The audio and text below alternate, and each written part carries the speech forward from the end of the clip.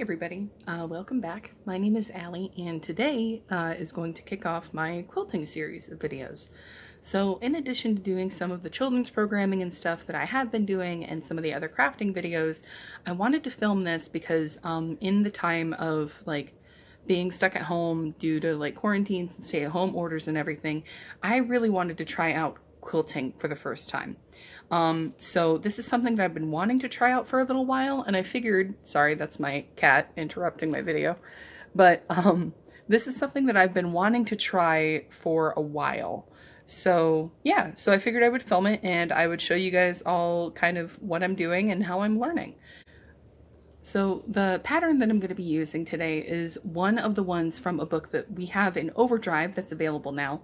And the book is called Sweet Celebrations with the Moda Bake Shop Chefs. So this is definitely one of those things where it's like, oh, buy our fabrics, it's really easy, blah. But the fact of the matter is too, is that some of the patterns in here are really cute. Another coincidence is that my mom's birthday happens to be coming up, as well as Mother's Day. So one of the things that they have in here, like one of the very first like quilting things that they have is called the Mother's Day Bouquet. So also it rhymes, I mean, but yeah, so it's this really beautiful, sweet, simple pattern that uses something called a charm pack. So in some versions of quilting, you can use these things called pre-cuts. So a charm pack refers to a pack of material that is only 5 inches square. So basically you're making a bunch of these like really tiny little flowers, and then you're stitching them all together to make this quilt top that looks like you just put a bunch of flowers all over your bed, which I think is adorable. Let me see. Oh, here's the picture of the completed product. So yeah, I figured this is easy enough so that if I try this, it shouldn't be too bad, hopefully. But yeah, we'll find out together. So in today's video, I'm also going to talk about some of the tools and stuff that I'll be using, as well as kind of like a basic explanation of quilting as I understand it right now.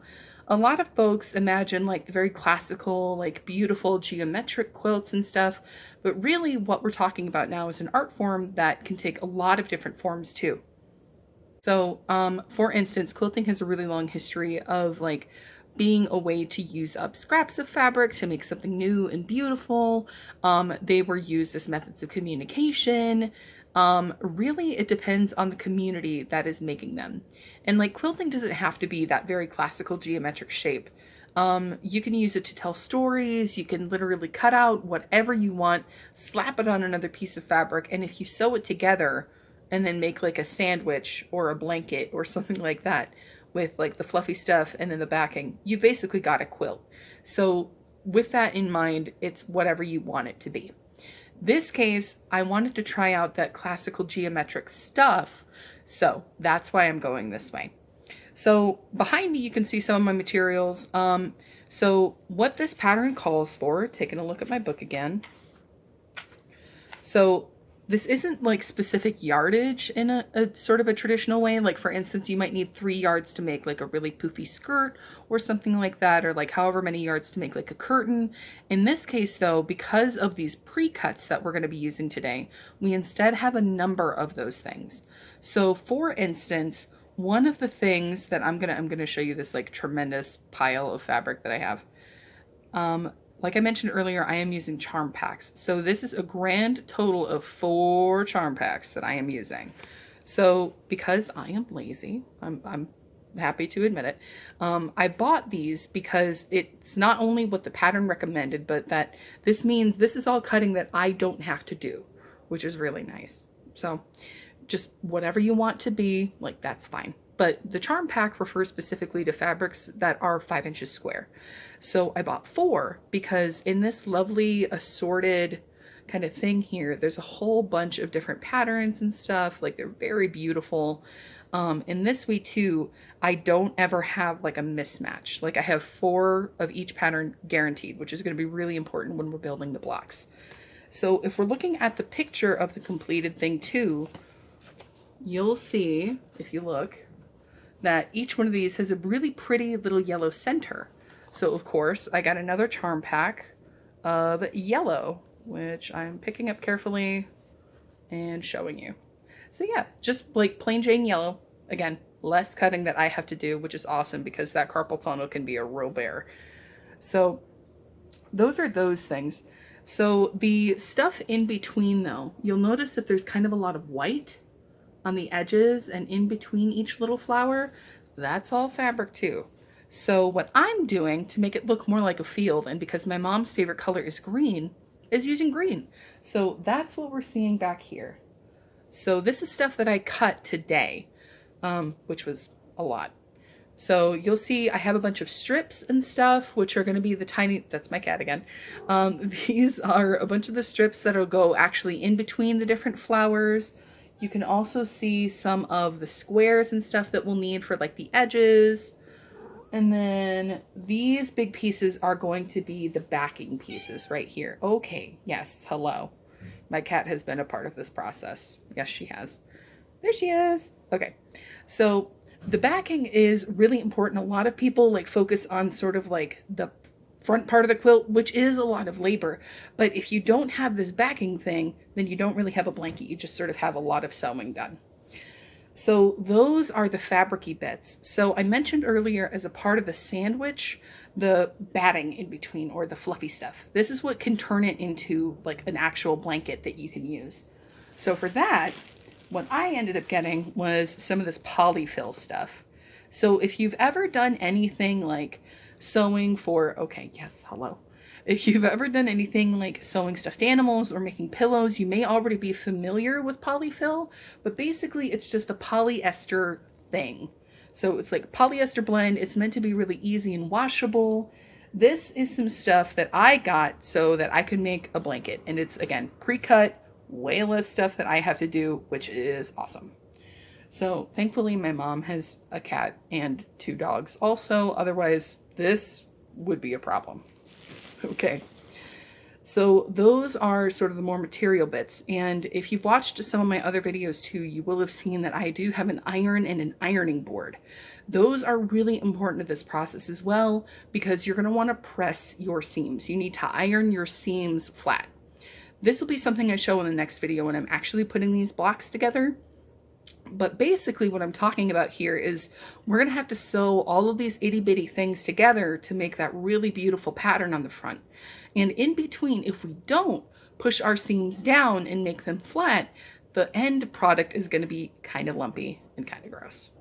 So to also help me with that extremely sort of precise cutting that I'm going to have to do, I have one last tool that I'm going to show you. Well, it's a set of tools, I should say. So like if you have a pair of scissors or something at home, that's really all you need. But something that I'm going to use to make it easier on my hands and stuff is a rotary cutter, okay? So this even has a little safety guard and a lever. So as long as this lever is in the center, I can't push on it to get the blade out. So I really like stuff like this. Some rotary cutters don't have it and like, good luck. But this kind of thing is extra safe because this dingus too likes to get all up in my stuff while I'm sewing. But this also basically makes it really easy to cut, especially when you use it in conjunction with stuff like a clear ruler. This one even has guidelines for some of the diagonal cutting that I'm going to have to do, which is really handy because like, math, like quilting is pretty intensive with math. I had to do a lot of math today while I was cutting. It's not a problem, but like heads up that a good ruler is going to take you quite a far way.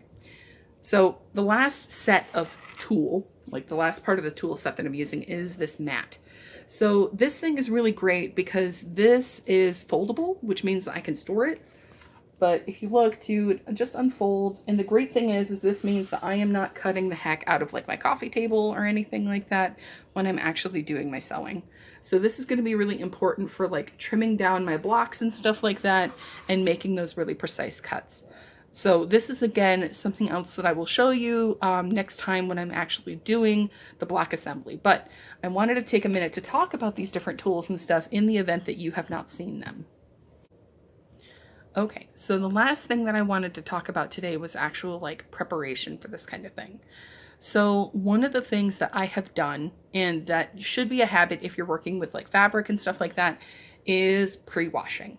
So you may hear this like a little bit thrown around in like different like making things like pre-washing or like just washing your stuff. So what this means is that you're preparing your fabric for use later. So you take all of your fabric and you bundle it into your washing machine, you wash it and you dry it the same way that you're planning on doing when your project is completed.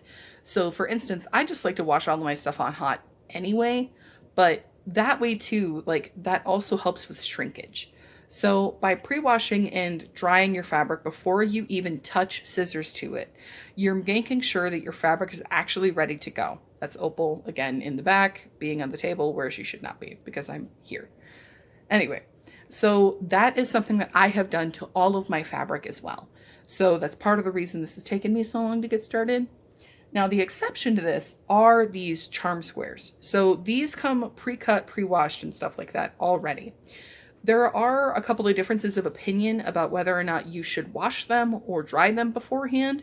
I chose not to, because what I'm banking on when this whole thing is done is that they scrunch up a little bit and I'm going to get this really cute sort of like textured look. Again, we'll see. This is all a learning process. I am by no means an expert, but I'm really looking forward to learning with all of you guys as this goes. So yeah, that's what I wanted to talk about today. I don't want to make this take too long, but the next time that I see you guys with one of these quilting videos, we're actually going to start assembling some of these blocks and we'll talk about how that goes. Okay, but yeah, thank you very much. I'm really excited to get started with this. And if you are a quilter and you have any tips for me, I would love to hear them. But if you have any questions for me too, you can definitely leave them in a comment below and I'll see them and I'll do my best to answer them. So yeah, thank you very much once again. For more programs just like this one, or puzzles, games, ebooks, audiobooks, a whole plethora of stuff, please go to dclibrary.org/library at home. Thank you once again, and I will see you guys next time.